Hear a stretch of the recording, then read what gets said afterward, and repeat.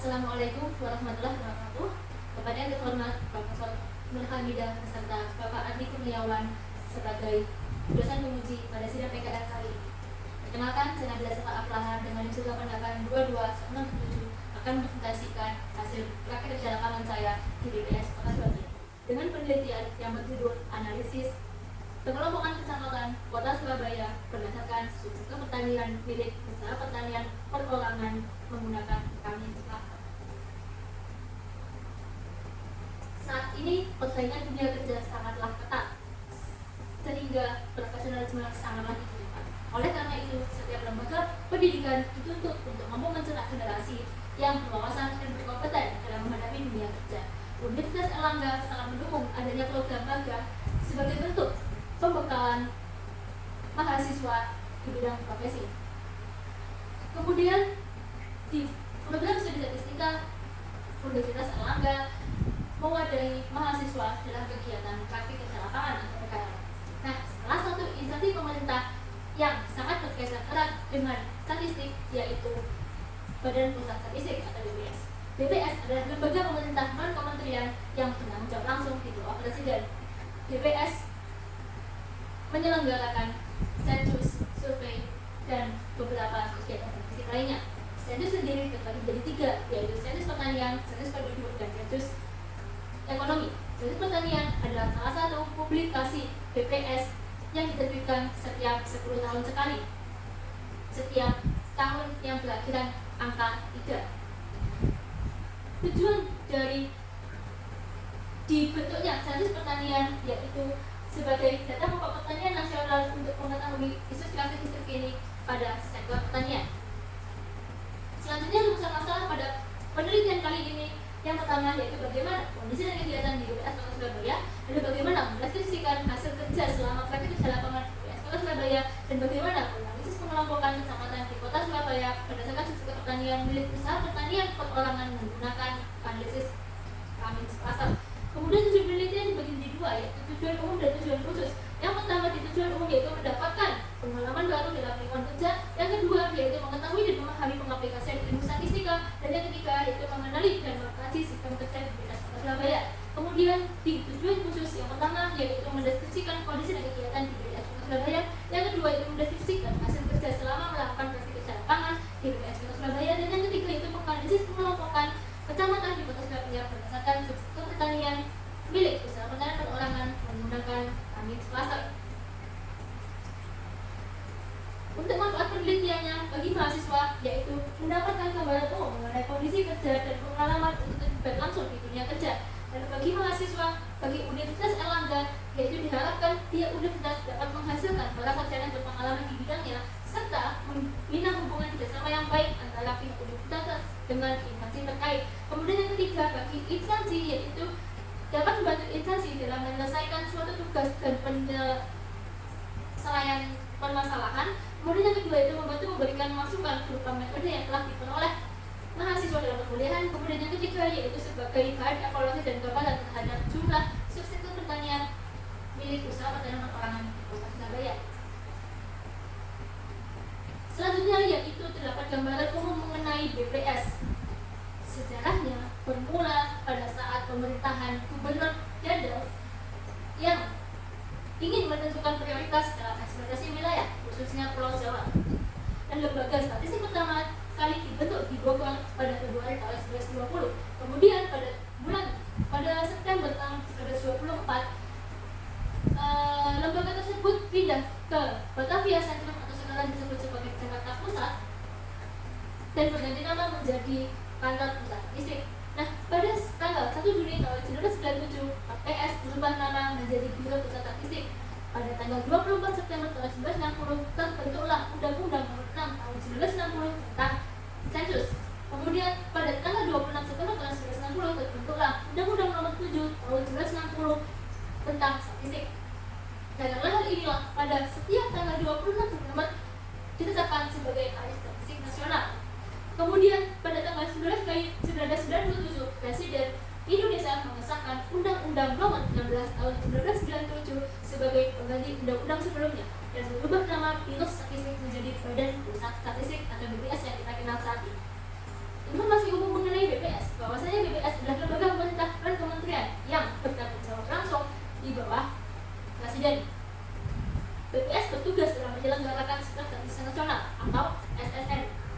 yang dibantu oleh setiap perwakilan kantor di setiap daerah provinsi maupun kabupaten kota.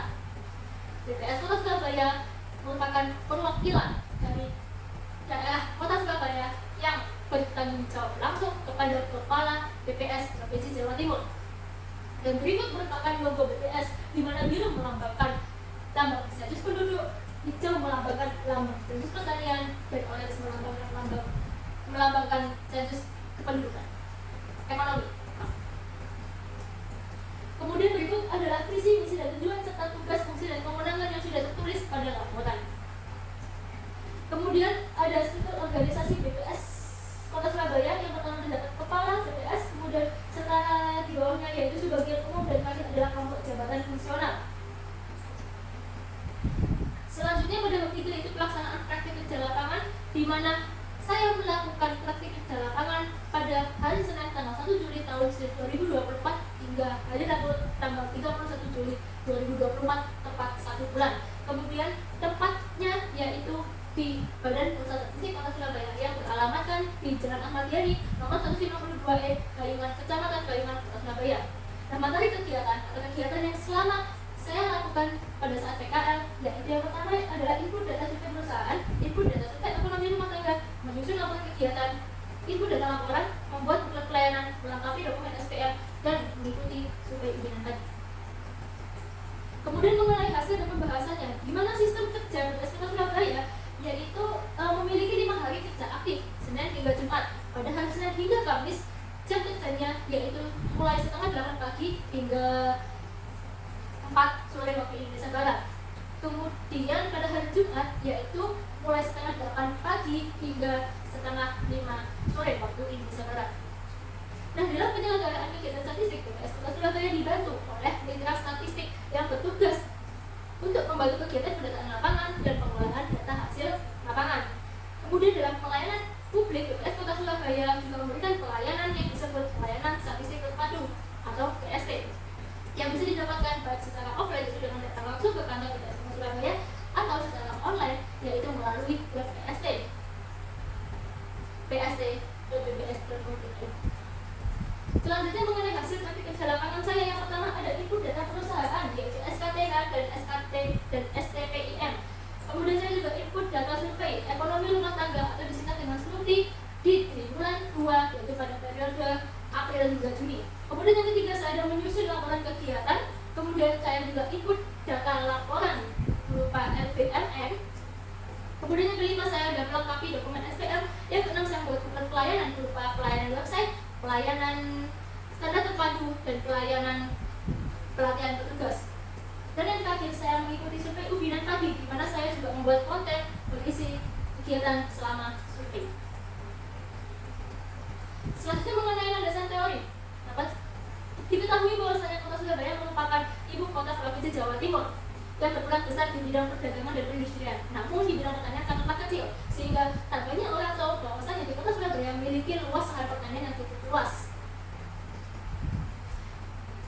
Pada data sensus pertanian tahun 2023, luas lahan sawah mencapai 3.900.000 meter persegi, dan luas lahan bukan sawah yaitu sebesar 1.040.000 meter persegi, dengan total 6.983 unit usaha pertanian perorangan dan 3.439 petani di Kota Surabaya.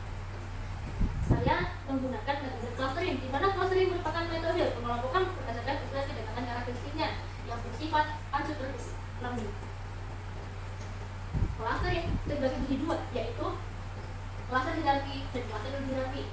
Kamis termasuk dalam cluster hierarki, di mana Kamis tidak berpengaruh terhadap urutan objek sehingga ketelitiannya sangat rendah. Berikut merupakan analisis cluster Kamis. Terdapat prosesnya. Yang pertama kita dapat menentukan jumlah cluster dengan dua metode, baik metode Ego maupun metode Silhouette. Kemudian kita dapat menentukan centroid. Centroid adalah titik pusat untuk menentukan karakter suatu objek. Kemudian selanjutnya kita dapat menentukan jarak antara centroid dengan data yang akan dianalisis menggunakan Euclidean distance. Selanjutnya mengenai data yang saya gunakan itu bersumber dari publikasi BPS yang berjudul hasil pencatatan lengkap jenis pertanian 2023 Kota Surabaya. Data yang digunakan yaitu jumlah usaha pertanian perorangan menurut kecamatan subsektor dan subsektor. Nah, sedangkan variabel yang digunakan ada 6, meliputi padi, palawija, hortikultura, perkebunan, peternakan, dan perikanan. Dan berikut adalah tabel statistika deskriptifnya. Selanjutnya mengenai proses analisis klaster KMX. Yang pertama kita perlu untuk standarisasi data. Yang kedua yaitu melakukan uji asumsi KMO. Di mana dapat diketahui bahwasanya nilai PK yang dihasilkan yaitu 0,721 dan bisa dari 0,5 dengan nilai signifikansi yaitu 0,0, sehingga dapat diputuskan bahwa kita menolak hak 0 karena hal ini mengindikasikan bahwasanya data telah memenuhi asumsi secara representatif. Sebelumnya mohon maaf bila laporan saya hak 0 terbalik. Yang betul adalah seperti ini, hak 0 tidak memenuhi uji asumsi di mana nilai PK dari 0,5 dan hak 1 memenuhi asumsi secara representatif di mana P-value lebih dari 0,5. Selanjutnya yaitu menentukan jumlah klaster. Sebelumnya telah dijelaskan bahwasanya menentukan jumlah klaster dapat menggunakan dua metode, yaitu metode ESO dan metode Sibuan. Di sini dapat diketahui bahwasanya baik menggunakan metode ESO maupun menggunakan metode Sibuan itu jumlah klasternya yaitu senilai 2. Dan berikut merupakan hasil analisis klasternya, di mana nilai negatif dari kelompok 1 hal ini menunjukkan bahwa setiap variabel yang berada di kelompok 1 merupakan kelompok yang unggul. Kemudian nilai positif berada di klaster 2. Hal ini menunjukkan bahwa setiap variabel yang berada di kelompok 2 atau di klaster 2 merupakan kelompok yang sangat unggul. Dan berikut merupakan hasil klaster plotnya, di mana klaster 1 itu terdapat 28 kecamatan. Artinya 28 kecamatan tersebut memiliki jumlah usaha pertanian perorangan yang kurang unggul dan 3 diantaranya sangat unggul. Apa saja itu? Berikut adalah hasil visualisasi klaster atau peta sebaran Kota Surabaya berdasarkan jumlah usaha pertanian perorangan. Di klaster 1 atau klaster yang sangat unggul tadi terdapat di Kecamatan Pakan, Kecamatan Sambitirep, dan Kecamatan Latung Santri. Dan sisanya merupakan masuk ke klaster 2. Dan berikut merupakan hasil input saya. Baik, kita memasuki ke dalam bab 5 yaitu sebagai penutup. Kesimpulan yang dapat diambil yaitu PKM dilaksanakan mulai tanggal 1 Juli hingga 31 Juli tahun 2024 dengan hari kerja aktif yaitu Senin hingga Jumat. Kemudian kegiatan yang dilakukan di antaranya input data, melengkapi survei SPM, mengikuti survei ubinan, melengkapi dokumen SPM, mengikuti survei ubinan, dan membuat buklet. Kemudian yang ketiga adalah melakukan analisis klaster Kamis terhadap kecamatan di Kota Surabaya mengenai subsektor pertanian milik usaha pertanian perorangan dengan output berupa infografis. Dan klaster 1 merupakan wilayah yang sangat unggul, yaitu terdapat 3 kecamatan, dan klaster 2 merupakan klaster kelompok yang kurang unggul, terdapat 28 kecamatan. Dan saran dari penelitian ini yaitu diperlukan perhatian lebih terhadap kecamatan yang termasuk dalam kelompok kurang unggul. Rekomendasi penulis adalah penerapan workaholic berbasis teknologi IoT sebagai peluang organisasi. Nah, pemerintah Kota Surabaya juga ikut serta dalam menerapkan sistem pertanian tersebut, baik dalam bentuk material maupun edukasi untuk masyarakat. Hal ini diharapkan mampu meningkatkan peran pertanian Kota Surabaya.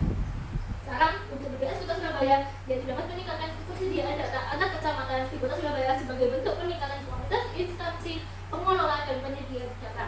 Selain itu diperlukan update pada ketersediaan data tahunan agar dapat mempresentasikan kondisi pertanian di Kota Surabaya secara real.